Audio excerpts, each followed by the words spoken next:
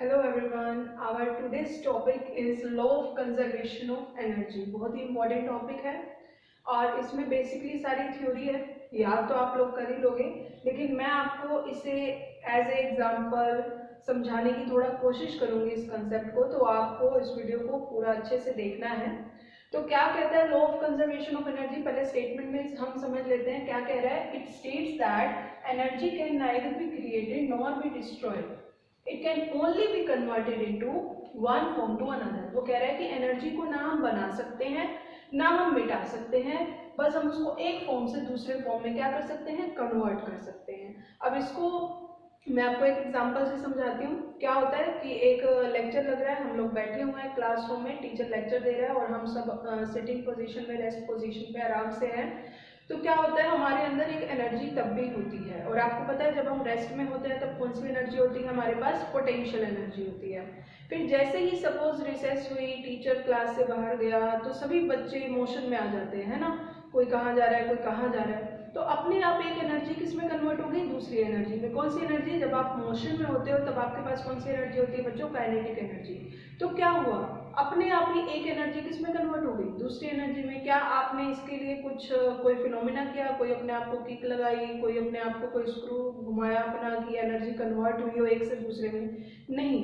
ये सब spontaneous process है, अपने आप एनर्जी एक से दूसरे में क्या हो जाती है, कन्वर्ट। और ये एनर्जी ना हम बना सकते हैं ना ही हम मिटा सकते हैं। ऐसा नहीं है कि हमने कुछ ऐसा खाएंगे हम कि नहीं इतने की पोटेंशियल एनर्जी बननी चाहिए और इसकी काइनेटिक एनर्जी बननी चाहिए, नहीं। जो भी आप खा रहे हो, जो भी आपको ग्लूकोज मिल रहा है, प्रोटीन, विटामिन, जो भी आपको एनर्जी मिल रही है, ये सब जो आपको मिल रहे हैं इन द फॉर्म ऑफ एनर्जी, तो इससे आप कोई भी एनर्जी में कन्वर्ट कर सकते हो, एक एनर्जी को दूसरे में कन्वर्ट कर सकते हो। आप इन्हें बना नहीं रहे हो कि मैंने ये एनर्जी बना दी थी, आप बस खा रहे हो, अपने आप एनर्जी आपको मिल रही है। तो energy can neither be created nor be destroyed, बस उसको हम एक फॉर्म से दूसरे फॉर्म में क्या कर सकते हैं, कन्वर्ट कर सकते हैं।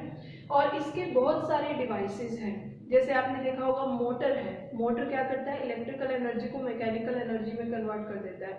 हम उसे इलेक्ट्रिसिटी देते हैं और वो हमें काम कर देता है, हमारा जो पानी है वो ऊपर चढ़ा देता है, या वॉशिंग मशीन में जो मोटर लगी हुई है वो कपड़े धो देती है, मीन्स हमारा कोई ना कोई काम वो आसान कर देती है। ऐसे ही जनरेटर में होता है, ये क्या करता है, कन्वर्ट करता है मैकेनिकल एनर्जी को इलेक्ट्रिकल एनर्जी में। आपको जनरेटर अगर चलाना है तो आप क्या करते हो, उसका जो एक्सल होता है उसे रोटेट करते हो, उसके अंदर डीजल डालते हो, तो वो क्या करता है, हमने उसको कुछ काम करने के लिए दिया, मैकेनिकल एनर्जी दी, और वो उस मैकेनिकल एनर्जी को बाद में क्या कर देता है, किस में कन्वर्ट कर देता है, इलेक्ट्रिकल एनर्जी में, यानी कि वो हमें करंट प्रोवाइड कर देता है। एक और डिवाइस की हम यहाँ पर बात करेंगे, इलेक्ट्रिकल सेल। तो हमने तो बस उसे कुछ मटेरियल दिया, जैसे हमने कुछ खाया, अपने आप उससे क्या मिल गई हमें, एनर्जी। हमने एनर्जी नहीं बनाई, ना इस मोटर ने एनर्जी बनाई, ना इस जनरेटर ने बनाई, ना इस सेल ने बनाई, हमने बस इन्हें कुछ दिया। जैसे इस केस में हमने इसको इलेक्ट्रिसिटी दे दी, अपने आप उसने उसको किस में कन्वर्ट कर दिया, मैकेनिकल। इस केस में हमने उसे फोर्स लगा के डिस्प्लेस करके मैकेनिकल एनर्जी दे दी, और उसने उसको किस में कन्वर्ट कर दिया, इलेक्ट्रिकल। और इस केस में हमने सेल के अंदर एक केमिकल फिल कर दिया। केमिकल फिल करने के लिए भी तो हमने क्या किया होगा, कोई वर्क किया होगा। बेसिकली वो यहाँ पर ये कह रहा है कि आप कुछ ना कुछ वर्क करते हो, वर्क किस में स्टोर हो जाता है, इन द फॉर्म ऑफ एनर्जी, और वो एनर्जी फिर एक से कहा दूसरे में कन्वर्ट हो सकती है। तो सेल को भरने के लिए हमने उसके अंदर केमिकल डाला, और केमिकल एनर्जी को फिर उसने किस में कन्वर्ट कर दिया, इलेक्ट्रिकल एनर्जी। तो सेल को हम यूज कर लेते हैं रिमोट में, वॉचेज वगैरह में, जहाँ भी हम प्ले, जो टॉयज होते हैं उनके अंदर भी हम इसको यूज कर सकते हैं। तो ये हो गया कुछ example law of conservation of energy. मैं आपको फिर एक और बेसिक एग्जांपल से इसको समझाने की कोशिश करती हूँ, जो मैंने आपको इससे प्रीवियस वीडियो में भी कराया है। सपोज करो आप एरो एंड बो का यूज कर रहे हो, आपने एरो पर फोर्स लगाया, फोर्स लगा के उसे डिस्प्लेस किया। अब फोर्स लगा के आपने डिस्प्लेस किया, इट मीन्स आपने उसके ऊपर वर्क किया, और वही वर्क किस में स्टोर हो गया, in the form of energy.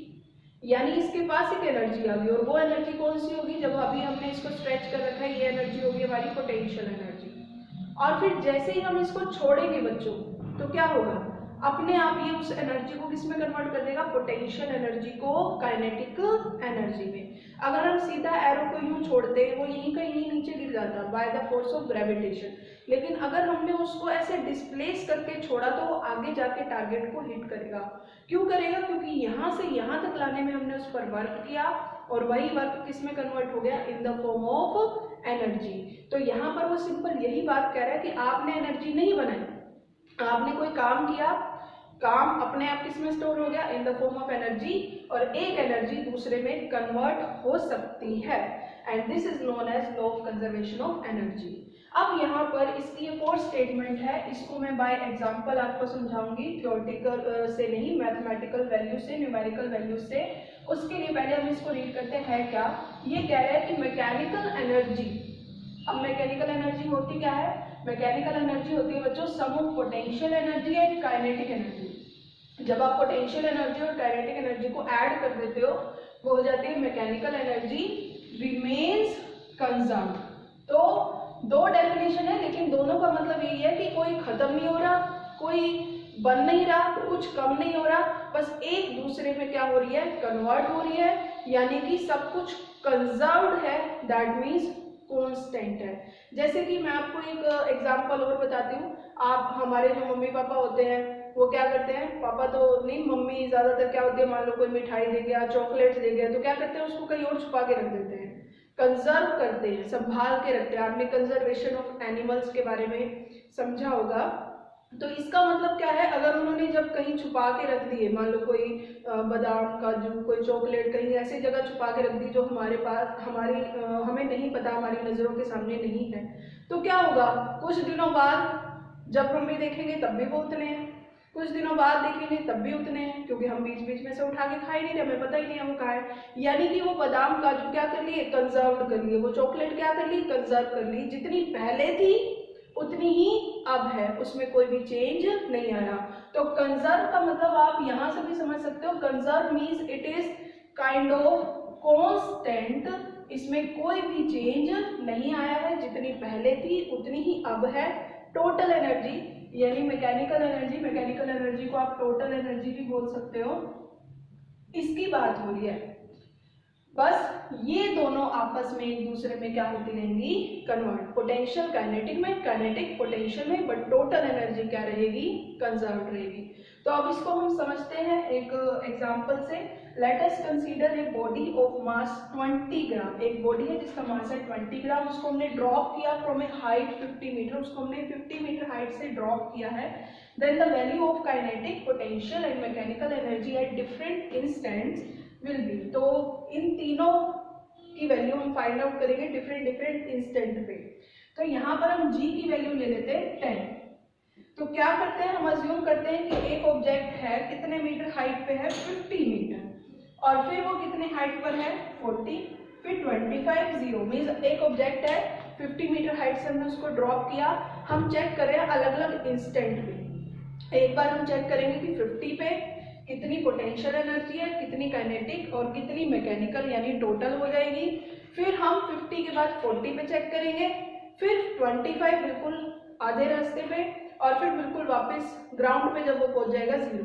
तो इसके लिए आपको वो बेसिक कंसेप्ट याद होना चाहिए जो मैंने आपको इससे प्रीवियस चैप्टर में कराया था, कि किसी ऑब्जेक्ट को हम ऊपर से ऐसे नीचे थ्रो कर रहे हैं, तो सबसे हाईएस्ट पॉइंट पर इसकी वेलोसिटी क्या है?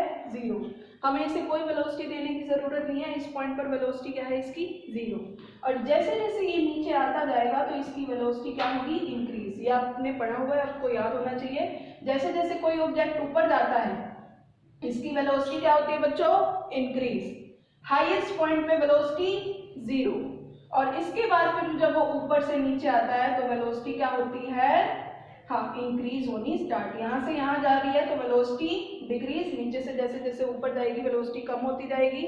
हाईएस्ट पॉइंट पर जाते ही वेलोसिटी 0, फिर वहां से नीचे आएगी, और नीचे आएगी तो इंक्रीज होती जाएगी। ये चीज आपको याद होनी चाहिए।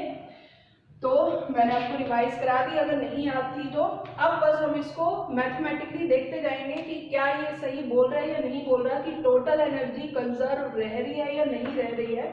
तो चेक करते हैं। हमने चेक की हाइट 50 पर पोटेंशियल एनर्जी कितनी होगी। पोटेंशियल एनर्जी का फॉर्मूला क्या होता है? mgh। m मीन्स 20, g की वैल्यू हम अपनी कन्वीनियंस के लिए ले रहे हैं 10। और कितनी हाइट पर हमें चेक करना है 50। तो कितना आंसर हो जाएगा हमारे पास 2 × 5 10 और कितनी जीरोस हैं 3 जीरोस। तो कितनी आ गई हमारे पास पोटेंशियल एनर्जी 10,000। ऐसे ही इसी पॉइंट पर अब हम काइनेटिक एनर्जी फाइंड आउट करेंगे। काइनेटिक एनर्जी का फॉर्मूला क्या होता है हाफ mv²। ये है हमारे पास, हम इसको दोबारा राइट नहीं करते हैं। m कितना है हमारे पास 20। अभी हम इसको ऐसे समझ लो, ऐसा यूनिट में दिक्कत हो जाएगी तो आप एक काम करो, ग्राम को किलोग्राम में कर लो ताकि आपका डेरिवेशन में चेंज ना हो। हाफ इंटू 20 और v हाईएस्ट पॉइंट पे वेलोसिटी क्या होती है 0। तो आपके पास v की वैल्यू क्या हो गई 0। दैट मीन्स काइनेटिक एनर्जी क्या होगी 0। आपको अभी क्या करना है, आराम से बस ये देखते जाना है कि डिफरेंट पोजीशन पे पोटेंशियल एनर्जी क्या आ रही है। फॉर्मूले आपके पास सारे हैं, ऐसे समझ लो आप न्यूमेरिकल सोल्व कर रहे हो कोई। डिफरेंट पोजीशन पे आप काइनेटिक एनर्जी और पोटेंशियल एनर्जी कैलकुलेट कर रहे हो। अब 40 पर आपको चेक करनी है कि कितनी पोटेंशियल एनर्जी है, क्योंकि ऑब्जेक्ट को हम ड्रॉप कर रहे हैं। पहले 50 मीटर हाइट पे था, अब हम देख रहे हैं 40 मीटर पे इसकी कितनी पोटेंशियल एनर्जी है। तो ग्राउंड से पोटेंशियल एनर्जी फाइंड आउट करनी है हमने। इसकी फॉर्मूला क्या है mgh। m कितना है 20, g कितना है 10 और हाइट अब उसकी कितनी है ग्राउंड से 50 नहीं है, कितनी हाइट है उसकी 40। तो यहाँ 40 पुट कर दिया, यानी पोटेंशियल एनर्जी कितनी आ गई 8000। यहाँ तक आपको क्लियर। अब ये जो नेक्स्ट है ना, इसमें बच्चों थोड़ा सा ध्यान से आप समझना कि क्या मैं बताने वाली हूँ। काइनेटिक एनर्जी का फॉर्मूला आपको पता है हाफ m। बची बात v की, जब वो ऊपर से नीचे आया, मैंने अभी आपको बताया ऊपर से नीचे आ रहा है तो वेलोसिटी क्या होगी इंक्रीज। लेकिन कितनी इंक्रीज हुई क्या है इस पॉइंट पर, ये हमें नहीं पता, ये हमें कैलकुलेट करनी है। और कैसे कैलकुलेट करेंगे, आपको एक्सेलरेशन दी हुई है ना, एक्सेलरेशन ड्यू टू ग्रेविटी दी हुई है, पोजीशन दे दी कि 50 से 40 पे आ गया वो। तो आप वेलोसिटी कैसे निकालोगे, कौन सी रिलेशन का यूज करोगे, इसके बारे में भी हमने काफी प्रैक्टिस की हुई है। v² - u² = 2as। अगर आपको वेलोसिटी फाइंड आउट करनी है, पोजीशन दी हुई है, एक्सेलरेशन दी हुई है, तो हम कौन सी रिलेशन का यूज करेंगे, पोजीशन वेलोसिटी रिलेशन। ठीक है, तो v² किसके इक्वल होगा, इनिशियल वेलोसिटी। जब वो 50 से नीचे आने लगा तो इनिशियल वेलोसिटी क्या थी 0। a कितना है 10 और कितना डिस्टेंस कवर किया उसने 50 to 40 आने में 10 मीटर डिस्टेंस, यहाँ 10 पुट कर देंगे। तो v² की वैल्यू हमारे पास कितनी हो जाएगी बच्चों 200। तो v² की वैल्यू आ गई ना हमारे पास 200। यही मैंने यहाँ राइट किया हुआ v² माइनस ये मैंने सीधा कर दिया और इसमें मैंने आपको एक्सप्लेन किया है, ये वैल्यू यहाँ रही v² - u² = 2as, यानी v² की वैल्यू आपके पास कितनी आ जाएगी 200। और ये वैल्यू हम यहाँ पर v² की जगह पुट कर देंगे 200। क्या वैल्यू आ जाएगी बच्चों हमारे पास 2000 आ गई ना काइनेटिक एनर्जी। तो इस चीज का ध्यान रखना, पोटेंशियल एनर्जी में जो हम हाइट लेते हैं वो लेते हैं ग्राउंड से कितनी हाइट पर है 40। ठीक है, लेकिन यहाँ पर हम 40 नहीं लेंगे। कई बार बच्चे यहाँ कंफ्यूज हो जाते हैं कि यहाँ तो आपने S40 ले लिया और यहाँ पर आपने S10 ले लिया। यहाँ पर हम देख रहे हैं ऊपर से नीचे आने में कितना वो डिस्प्लेस हुआ है, कितनी उसकी वेलोसिटी चेंज हुई है। तो 50 से 40 आने में 10 मीटर ही डिस्प्लेस हुआ है, तो 10 मीटर के अकॉर्डिंग हमें देखना है ना कि कितनी वेलोसिटी चेंज हुई है। तो यहाँ पर हम 10 पुट करेंगे 50 to 40 डिस्प्लेस होने में। तो ये हमारे पास आ गई काइनेटिक एनर्जी। अगले में देखते हैं, नेक्स्ट में देखते हैं, धीरे धीरे और क्लियर होगा।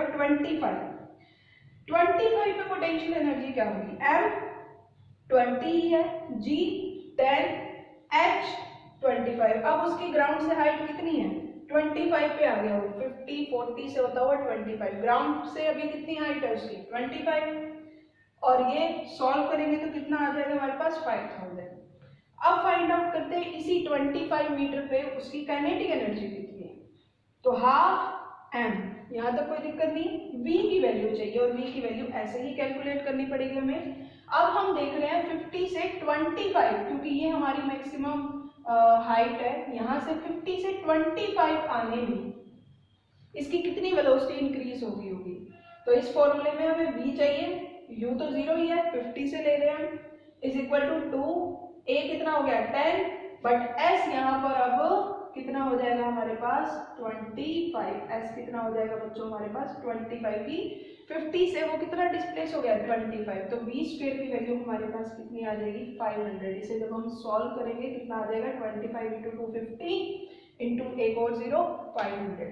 v स्क्वायर की वैल्यू 500 जब आप पुट करोगे यहाँ पर तो आपके पास काइनेटिक एनर्जी आ जाएगी 5000।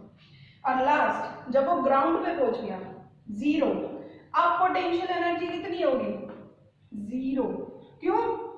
क्योंकि अब तो वो ग्राउंड पे ही पहुंच गया, उसकी कोई हाइट ही नहीं है ग्राउंड से, है ना। तो mgh क्या हो गया यहाँ पर 0। तो आपके पास पोटेंशियल एनर्जी इस पॉइंट पर क्या आ गई 0। काइनेटिक एनर्जी फाइंड आउट करते हैं, same half m v square चाहिए। v स्क्वायर के लिए भाई यही फॉर्मूले में v square minus u square is equal to 2as। अब हम देख रहे हैं कि वापस ग्राउंड पे आने पे यहाँ 50 से 0 पर आने में उसे कितना डिस्प्लेस हुआ, पूरा कितना नीचे जाना पड़ा 50। तो यहाँ पर 50 ही पुट करेंगे और v स्क्वायर की वैल्यू आ जाएगी बच्चों आपके पास 1000। तो ये जब हम यहाँ पुट करेंगे तो आपके पास काइनेटिक एनर्जी कितनी आ गई 1000। तो ये हमने न्यूमेरिकली सारी वैल्यू सोल्व कर ली। अब मैं आपको जो बताने वाली हूँ उस चीज़ को दिमाग में आपने सेट कर लेना है। अगर आपको कैलकुलेशन में थोड़ी प्रॉब्लम आ भी रही है तो कोई बात नहीं, धीरे धीरे हो जाएगा। आपको ये चीज़ ध्यान रखनी है कि अगर यहाँ पर देखो पोटेंशियल एनर्जी मैक्सिमम है तो काइनेटिक एनर्जी क्या हो गई 0। फिर पोटेंशियल एनर्जी थोड़ी सी डिक्रीज हुई तो काइनेटिक एनर्जी थोड़ी सी बढ़ गई, इंक्रीज हो गई। फिर पोटेंशियल एनर्जी और डिक्रीज हुई तो काइनेटिक एनर्जी और इंक्रीज हो गई। और फिर पोटेंशियल एनर्जी 0 हो गई तो काइनेटिक एनर्जी क्या हो गई मैक्सिमम हो गई। मींस एक एनर्जी दूसरे में क्या होती जा रही है कन्वर्ट। इस पॉइंट पे मान लो ये दोनों आपने स्टार्ट किया तो इस पॉइंट से इधर जाओगे तो ये इंक्रीज और ये क्या होगी डिक्रीज, फिर ये इंक्रीज ये डिक्रीज। तो हाईएस्ट पॉइंट पे अगर पोटेंशियल एनर्जी मैक्सिमम है, हाईएस्ट पॉइंट पे पोटेंशियल एनर्जी मैक्सिमम है तो काइनेटिक एनर्जी क्या हो जाएगी 0। और लोएस्ट पॉइंट पे पोटेंशियल एनर्जी 0 है तो काइनेटिक एनर्जी क्या होगी मैक्सिमम। और इन बिटवीन इन दोनों में ऐसे ट्रांजिशन होगा, मीन्स जितनी ये बढ़ेगी उतनी ये कम होगी, जितनी ये बढ़ेगी उतनी ये कम, लेकिन टोटल दोनों का क्या रहेगा सेम। आप करके देख सकते हो। इस केस में टोटल कितना हो गया 10,000 plus 0 10,000, 8,000 plus 2,000 10,000, 5,000 plus 5,000 10,000 and 0 plus 10,000 10,000। तो total energy that means mechanical energy क्या रहेगी कंजर्व, मीन्स इसमें कोई चेंज नहीं आया, पर फिर भी एक एनर्जी दूसरे में क्या हो गई कन्वर्ट। कभी potential energy maximum kinetic energy minimum, फिर कभी पोटेंशियल एनर्जी मिनिमम तो काइनेटिक एनर्जी मैक्सिमम। तो okay students, that is it for today.